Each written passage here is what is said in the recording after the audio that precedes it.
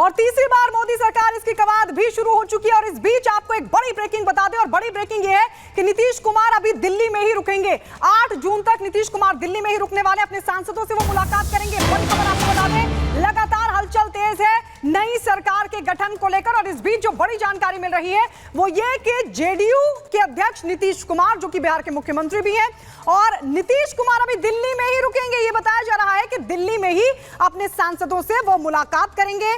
नई सरकार के गठन को लेकर कवायद तेज हो गई है। तमाम जो सहयोगी दल हैं एनडीए के, बीजेपी को अपना समर्थन पत्र सौंप चुके हैं। और इस बीच ये बताया जा रहा है कि अभी दिल्ली में ही रुकने का कार्यक्रम है नीतीश कुमार का। नीतीश कुमार अभी दिल्ली में ही रुकने वाले हैं और ये बताया जा रहा है कि नीतीश कुमार अभी अपने सांसदों से ये मुलाकात करेंगे। और इसी बीच एक और बड़ी खबर, फडणवीस से मिलेंगे सीएम शिंदे और अजीत पवार। जी हां, महाराष्ट्र में जो रिजल्ट आया उसके बाद आज देखिए देवेंद्र फडणवीस से महाराष्ट्र के सीएम एकनाथ शिंदे और अजीत पवार डिप्टी सीएम जो आज मुलाकात करने वाले हैं। मुलाकात के बाद कहा जा रहा है कि बातचीत हो गई। फडणवीस ने हार की जिम्मेदारी ली है, आज ही दिल्ली आ सकते हैं फडणवीस। तो जो रिजल्ट सामने आया महाराष्ट्र में, बीजेपी को यानी एनडीए को बहुत ज्यादा बड़ी सफलता नहीं मिली, लेकिन आज कहा जा रहा है कि देवेंद्र फडणवीस से एकनाथ शिंदे मुख्यमंत्री महाराष्ट्र के और डिप्टी सीएम अजीत पवार मिल सकते हैं। इस हार की जिम्मेदारी देवेंद्र फडणवीस ने ली और कहा जा रहा है कि देवेंद्र फडणवीस से मुलाकात आज होगी और आज फडणवीस जो है वो खुद दिल्ली आ सकते हैं। बड़ी खबर आपको बता रहे हैं, महाराष्ट्र से बड़ी खबर आ रही है, आज दिल्ली आ सकते हैं देवेंद्र फडणवीस। और इस बीच उससे पहले फडणवीस से एकनाथ शिंदे और अजीत पवार की मुलाकात होगी। एकनाथ शिंदे दिल्ली आ सकते हैं। जी हां, बड़ी खबर आपको बता रहे हैं। और इस बीच एक और बड़ी खबर आपको बता दें, और बड़ी खबर है कि एकनाथ शिंदे भी दिल्ली आ सकते हैं। जहां एक तरफ ये बताया जा रहा है कि डिप्टी सीएम फडणवीस दिल्ली आ सकते हैं, हार की जिम्मेदारी उन्होंने ली है। जिस तरीके से महाराष्ट्र में सीटों का नुकसान बीजेपी को उठाना पड़ा है, उसकी जिम्मेदारी लेते हुए फडणवीस दिल्ली पहुंचने वाले हैं, उन्होंने जिम्मेदारी ली है। और इसी कड़ी में आपको बता दें कि एकनाथ शिंदे, जो कि महाराष्ट्र के मुख्यमंत्री हैं, वो भी दिल्ली आ सकते हैं। तो ये बड़ी जानकारी आपको दे दें, महाराष्ट्र में एनडीए को उम्मीद के मुताबिक सीटें नहीं मिली है, उम्मीद के मुताबिक प्रदर्शन नहीं हुआ, जिसके बाद फडणवीस ने कहा कि अब मैं अपना जो समय है वो संगठन को देना चाहता हूं, और इसी कड़ी में वो दिल्ली आ रहे हैं आज। एक और बड़ी खबर इस वक्त आ रही है, राष्ट्रपति से सभी चुनाव आयुक्त मिलने वाले हैं। जी हां, शाम 4:30 बजे का वक्त बताया जा रहा है जब सभी चुनाव आयुक्त राष्ट्रपति से मुलाकात करने पहुंचेंगे। जी हां, देखिए अब चुनाव हो गए हैं, इसके बाद राष्ट्रपति से सभी चुनाव आयुक्त मिलेंगे। शाम 4:30 बजे क्या बात होगी, नए सांसदों की सूची चुनाव आयोग जो है वो राष्ट्रपति को सौंपा जाएगा चुनाव आयोग की तरफ से। तो आज 4:30 बजे का वक्त तय किया गया है, 4:30 बजे का वक्त तय किया गया है जब चुनाव आयोग के जो सभी चुनाव आयुक्त हैं वो राष्ट्रपति से मुलाकात करेंगे। जो सभी नवनिर्वाचित सांसद हैं उनकी सूची जो है वो राष्ट्रपति को सौंपी जाएगी। तो देखिए अब प्रक्रिया तेज हो गई है। तो ये 24 घंटे की टाइमलाइन हम आपको दिखा रहे हैं। एक तरफ आप तस्वीर देख रहे हैं कैसे यहां पर कैबिनेट की बैठक हुई थी, आखिरी मीटिंग हुई 2.0 की, और वहीं तस्वीरें हम आपको दिखा रहे हैं एनडीए का नेता नरेंद्र मोदी को चुन लिया गया। सुबह 11:30 बजे आखिरी कैबिनेट की बैठक हुई थी। 24 घंटे की टाइमलाइन हम आपको दिखा रहे हैं। सुबह 11:30 बजे आखिरी कैबिनेट की बैठक हुई 2.0 की। दोपहर 2 बजे उसके बाद राष्ट्रपति भवन पहुंच गए प्रधानमंत्री नरेंद्र मोदी, और उसके बाद दोपहर 2:25 पर मोदी का पीएम पद से इस्तीफा हुआ। दोपहर 2:51 पर उपराष्ट्रपति से मिलने नरेंद्र मोदी पहुंचे। शाम 4:15 पर एनडीए की बैठक शुरू हो गई, और उसके बाद आपको बता दें शाम 5:30 बजे मोदी चुने गए एनडीए के नेता। शाम 5:30 पर एनडीए की बैठक खत्म हो गई, और उसके बाद तस्वीर भी साफ हो गई। रात 8 बजे राष्ट्रपति भवन में विदाई भोज भी दिया गया नरेंद्र मोदी को। और इस बीच ये जो 24 घंटे की टाइमलाइन है, ये साफ तौर पर बताती है कि जो नई सरकार के गठन की कवायद है वो पूरी तरीके से तेज हो चुकी है, और जो तमाम जो घटक दल हैं बीजेपी के, उन्होंने अपने समर्थन की चिट्ठी भी सौंप दी। अगली बड़ी खबर क्या आ रही है, इससे जुड़ी आपको बताएंगे अनु।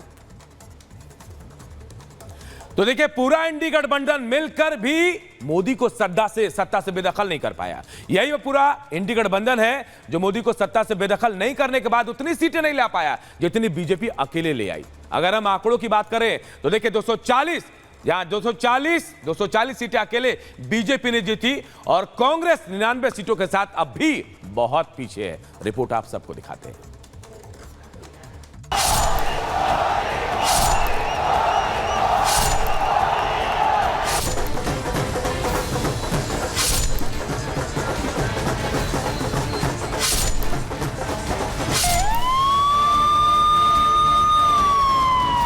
एनडीए की लगातार तीसरी बार सरकार बननी तय है।